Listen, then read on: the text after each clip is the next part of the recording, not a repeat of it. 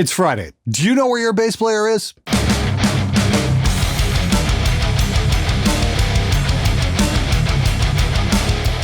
Hey everybody, how's it going? Hope you're gonna have an absolutely incredible weekend. Anyway, it's time for SMG viewers' comments. Let's get right to it.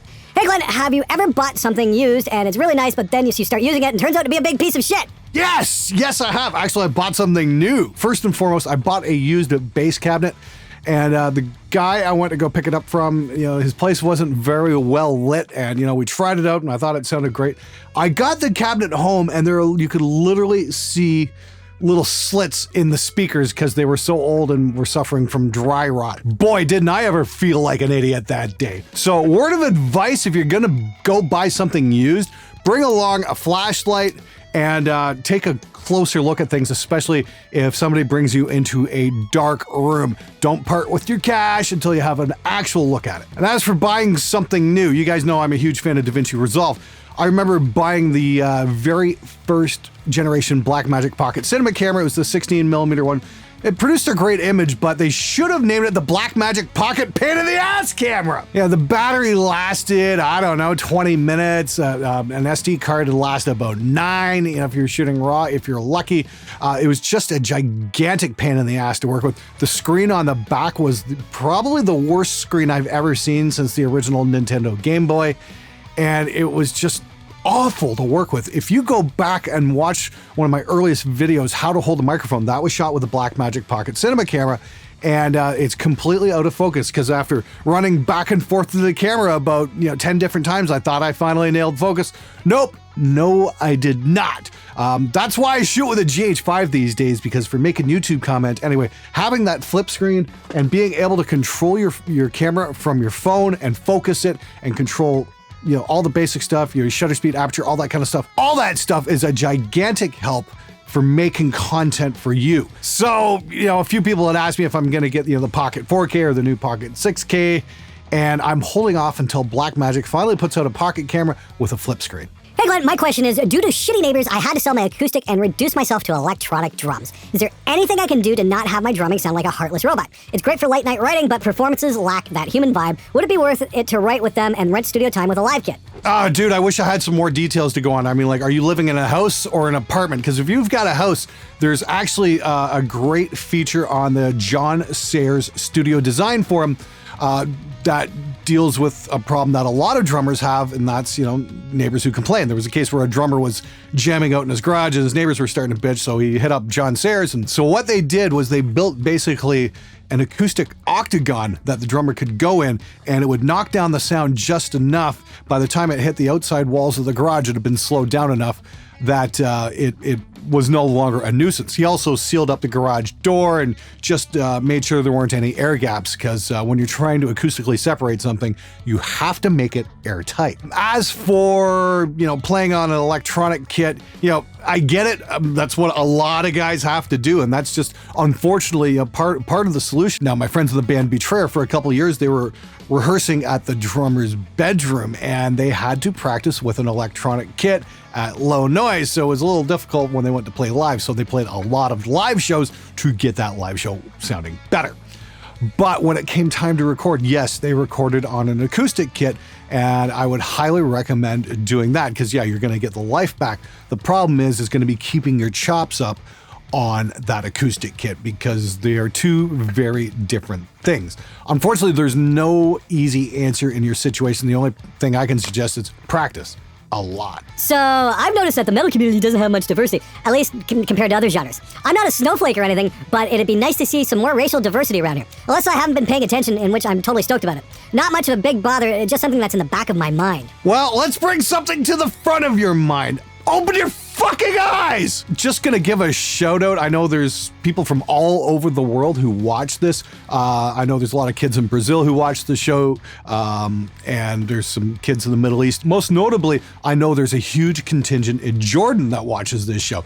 You guys are fucking awesome. Thanks so much for your support. You guys fucking rule. I just tracked some drums with a kid from India when I was in LA a while back. That's my friend Nash. We're gonna put him on the show at some point.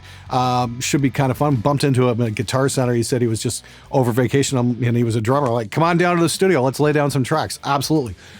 Dude, if you're looking for some diversity, go check out the film Global Metal by Sam Dunn. It's a documentary by a Canadian anthropologist who also happens to be a big metal fan. And he travels the world and goes and looks at all the different metal scenes all over the place. You know, you can go anywhere in the world and there's going to be metal. I mean, like, you know, there's a huge scene going on in India right now, but there's Japan, China, Indonesia, Australia, you know, South America. It really doesn't matter. Metal is happening. All you have to do is look. Need your help, Spectre folk? I've got a choice between an Aston Spirit and a Lewitt 441 for vocals, daily desk voice use, and acoustic guitar. Anyone got any experience with either mic? Thanks. Now, I can never keep track of the Lewitt unit numbers. It never makes any sense. It's this, that, the other thing. All I can say is every Lewitt mic I've ever plugged in has been just fucking amazing. So, yes, we might have the 441s in LA. Alex might have a couple of those. I think we've done a couple of live streams with those, to be honest with you. They're just fucking fantastic mics. That being said, the Aston stuff is great as well. You really can't go wrong with either. But like I said, I can only go by my experience. Every Lewitt I've ever worked with has just been fucking great. I can't say enough good things about that company. So yeah, go check them out. Oh, and their Tom mics are fucking phenomenal. Only cost $99. Every bit as good as a 421 in my opinion. Hey Glenn, what's your take on musicians making political statements with their music, specifically metal? Should metal be entirely apolitical? Would you record a metal band doing a political album? Cheers from Austria, and fuck you, Glenn. No, seriously, fuck you and your long-ass hair. Someone sounds a little jealous. Honestly, I really don't care how political a band gets. Seriously, if a band comes into my studio, it's my job to get the best performance I possibly can out of them. That's what I'm here for. So the message really doesn't matter. They can be, you know, psycho Christians or wacko Satanists. I really don't give a fuck. They can be left wing. They can be right wing. That's fine too. I draw the line at Nazism, of course. I mean, like, fuck those guys. But the message really doesn't matter. I'm just the one pressing the button. That being said, sure, you know what? I think metal's a big enough genre. We can have different opinions. We can be political. You know, there's room enough for the Dungeons and Dragons stuff, and there's room enough for bands like Rage Against the Machine, that kind of thing. I really wish they'd make a record again sometime, because I really dug what they did. I think there needs to be more of that, where some people are going to say, hey, here's a fucking problem. We should really try and fix that. That kind of, I don't have a problem with that at all. I think some great rock music in general has come out of political tension. The trick is write stuff about what you're passionate about, write songs about what drives you. You know, it can be you're happy, it can be you're angry. It doesn't fucking matter. Just put that emotion down on paper and put it out through music, because that's when the really cool stuff happens. Did you put EQs on master or what? The master or the guitars? Are the guitars group tracked? Not sure what to make of that. Yes, that's from my How to Record Heavy Guitars series. Maybe watch all the episodes in that series before asking some more questions. But generally, when I'm tracking the guitars, I'll do 2 or 4 and pan them out, you know, full spread, and then maybe a couple in closer. And I'll EQ them as a whole. I'll take all four channels and bust them down to one channel and EQ them as a group. That's usually a lot easier than doing them individually. So best of luck to you there, man. Like I said, I highly, highly, highly recommend going through some more of my tutorials and get yourself a little bit more familiar with some of the terminology.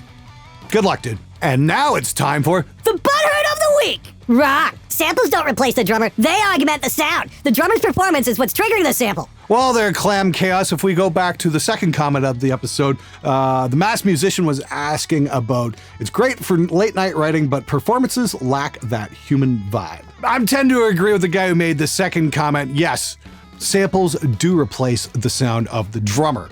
Why? Because it's somebody else playing the fucking sample! You want to hear what your drummer actually sounds like? Turn off the samples. Let's hear that for a change. That'd be nice. Hey Glenn, just from what I can see in the background of the video, are there any pros or cons for mixing in the corner of a room? Stay lit and fuck you, mate. I wouldn't recommend putting your mix position in a corner, because you're going to run into all kinds of bass buildup issues. I got a video coming up that I did with Callie where we placed the monitors in several different places in an untreated room, and we were pretty impressed by some of the results we got. I think it's got to be a third from your back wall and a third from your side walls, that kind of thing. And it's just kind of a good spot. And yeah, the difference was really night and day. And we took measurements and checked it all out. And I just, I've got to hand that off to an editor and get that one in motion. So definitely going to be worth checking that out. But if you have serious questions about acoustics, room treatment, all that kind of thing, please check out the John Sayers Studio Design Forum. It's where I got the plans to design this room, and it's just a fantastic resource for somebody building a home studio. Definitely worth checking out. I just got a paragraph of a comment on one of my band songs saying, the mix is too thin, it needs my bass. Only for the fucktard to say that they were listening on their cell phone speaker. For fuck's sakes! Musicians, they're their own worst enemies. Hi Glenn, have you start working on your new Hackintosh? How do you manage with the new OS? I know you use always WinOS, and I'd probably be interested to try a Mac OS in the future. What can you told us about? Thank better fook you, Glenn. Wow, that was difficult to read out loud. Okay, first and foremost, I'm gonna put this to you guys. I'm gonna put a poll up in the corner. I can never remember which fucking corner. Do you guys want to see me continue using the Mac OS? Somebody brought this up the other day and said, you know, this might not be 100% legit in terms of legality. And I'm not certain about that. Basically, the system was put together for me. So I'm not exactly sure where I am. I think I'm in a legal gray area here right now, but I want to know from you guys, do you think it's ethical for me to go ahead and use the Mac OS, even though I'm not using Mac hardware? And this is the thing, I know there's a lot of people out there who build Hackintoshes because they love the stability of the Mac OS, but are not willing to drop $10,000 on a machine that's not going to do what they want it to do. It's much more satisfying to build an awesome machine and then drop that rock solid OS onto it. That being said, I gotta say, I do really like the integration between the iPhone, the iPad, and the computer itself. It's absolutely phenomenal. I wish PC could do it that tight. That'd be nice. Installing programs is a lot easier. Installing plugins is a lot easier. And I still haven't managed to crash the OS even once. The only glitch I've had so far was switching my network over. It was set for 100 megabits, and I had to get that up to gigabit because I'm on fiber here with MNSI here in Windsor. I've got gigabit up and down, and it is simply fucking amazing. That's why you need independent ISPs, folks, because they deliver the fucking goods. Oh, wow, do they ever. Yeah, I've got good things to say about the Mac OS, but I am dropping Windows on that as well, and we're going to try that out, and just that way I'm going to have the best of both worlds. But so far, so good. Here's the big thing. I was a huge gamer for a number of years, but as YouTube has become basically my fucking life these days, I'm too busy, you know, making videos to actually play video games on a PC. So I haven't even put Steam on the machine, much less any other games. It's just strictly, you know, recording software, audio visual stuff, photo editing stuff, and that's it. It's all productivity. And if I am really hard up and I really want to play a video game, I've got a PS4 for that. I think I played Red Dead Redemption for about 5 minutes the other day, and I'm like, yeah, I should really get back to making videos. Even though it's been years, I'm still amazed at the smoothness of the audio with how compressed it is. Also, any thoughts on the controversy surrounding Red's proprietary medium? Linus Tech Tips did a great video on it for more info. Well, I give that to the Empirical Labs Distressor. It is a true modern classic in terms of compressors, and it's one of those things that just works great on everything. My video on the Arouser plugin should have come out on Monday, and if you haven't seen it, please do, because I'm giving away 3 copies of it. There's an iLock requirement, but Empirical Labs has said if you win a copy of the Arouser and you don't have an iLock, they will send you one. How freaking cool is that? I'm going to put a link to that video in the description below where you can sign up to win a free copy of the Empirical Labs Arouser, which is just an absolutely phenomenal compressor plugin. It's my absolute favorite right now. Anyway, about the Red Mini Mag controversy. All I can say is, wow, I'm not shocked in the least that Red's been basically took a couple steps to make things quote unquote proprietary using the cheapest media they can find from China and, you know, basically putting a digital lock on it and then charging everybody up the ass for the privilege of using it. Yeah, Red's prices are fucking outrageous. So the guy who's making the clone media, yeah, good for him.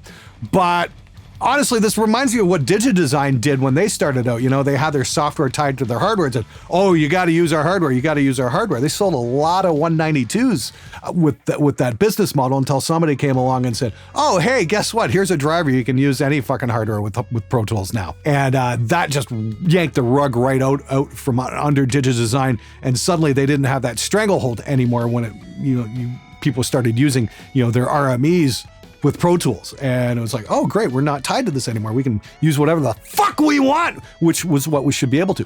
So as for the Red thing, yeah, I hope more third-party vendors come along and say, no, we've got media for this, we got media for this, we've got media for this. And, Red's just turned around and said, well, we're going to charge more for our cameras. And the rest of us are kind of sitting there, well, you go ahead and do that because, Blackmagic's got alternatives. And, I saw the Z-Cam at Cinegear, and that looks like a serious alternative to Red stuff. And in the case of the new Blackmagic Pocket 6K, that's higher resolution than a lot of what the Red stuff can produce. And so far what I've seen, holy shit, the skin tones are absolutely incredible. They still need a fucking flip screen, though. You went with an OLED screen? No, man, bad call. You're gonna hate the screen once the burn-in starts happening. Hope you have time to change it to an LCD screen. Oh, you're talking about my awesome new slick audio laptop with the OLED. I got a bunch of comments saying that, oh, the burn-in. But nobody has actually shown me any images of one of these laptops with a burned-in image. Nobody. So, look, all I can say is this.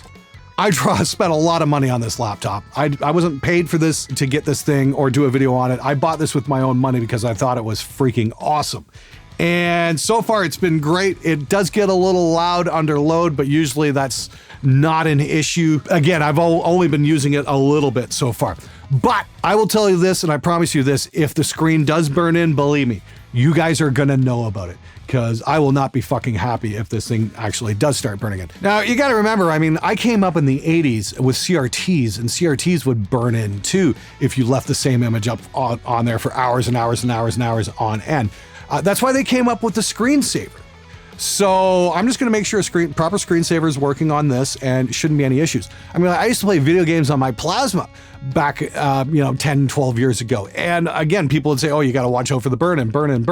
And it never fucking happened. As long as you don't leave the screen on for weeks on end, you should be absolutely fine. But then again, time will tell, and if I do have an issue, believe me, you guys are gonna know. Hey Glenn, any chance you'll visit Wacken Open Air in Germany next year? Dude, I would absolutely fucking love to, but I heard it sold out in like a day or something insane like that. So if anybody out there knows anybody, who works in the Wacken organization, yes, I'd really like to go. I have no idea how to get like a press pass or anything like that, but I would definitely make the trip if the opportunity arose. It's kind of one of my bucket list things. I've always wanted to do Wacken, so if we can figure out a way to make that happen, I'd be absolutely grateful. Hi Glenn, did you flip panning on the drum kit if the drummer is left-handed or has a setup where the hi-hat's on his right? Dude, that's never ever came up, not even once. I've had left-handed drummers come in, but I've never seen anybody set up his kit, completely opposite. Honestly, I would love to do that, but I still pan from the drummer's perspective so he can play air drums. That just seems really weird.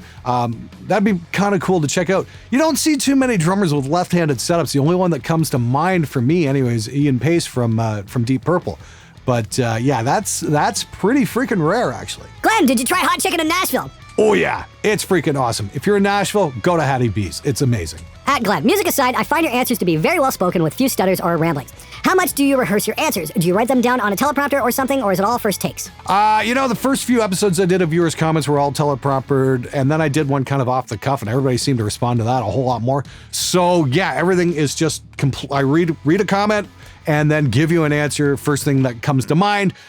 Sometimes I'll stutter and what you're getting is the third, fourth, or fifth take. But yes, nothing's written down. It's just me trying to get the words out in as smooth a fashion as possible. Sometimes I get it right. Sometimes my editors hate my fucking guts. Have you thought about reviewing listener music? Yes, there's a show I do. It's called Merciless Metal Mix Reviews. There's a sign-up form below. You can send your music in. And I do live reviews of viewers' music and mixes and all that kind of shit. It's a lot of fun. They usually last about two hours. And we broadcast every couple weeks doing that. And we have an awful lot of fun. You should really check it out sometime. And for those of you who want to get your mixes heard, yeah, don't forget to sign up for Merciless Metal Mix Reviews. Now, if you want to possibly get one of your tracks mixed, you're having some issues, you're not sure what to do, you can submit your tracks for a new series I'm working on called Mix Redemption. I did one a couple weeks back. We did a song called Scourge of the Earth where I re-amped the guitars and remixed the drums. And yeah, it turned out really good. The band was fucking thrilled with it. And there's a 2-part video series where I did the mix live. Definitely worth checking out as well, especially if you want to pick up some mix tips. Anyway, all you got to do is follow the links in the description below, watch the show, and turn on that notification bell so you can see when those videos come up, especially the live ones. If you don't have the bell rung, you're not going to get notification when that stuff happens. So please hit that subscribe button, hit the bell. All right, everybody, that's it for this episode. Thanks so much for watching. Get out there, have an amazing weekend, and make the best music you possibly can. Until next time, Hasadigi boy.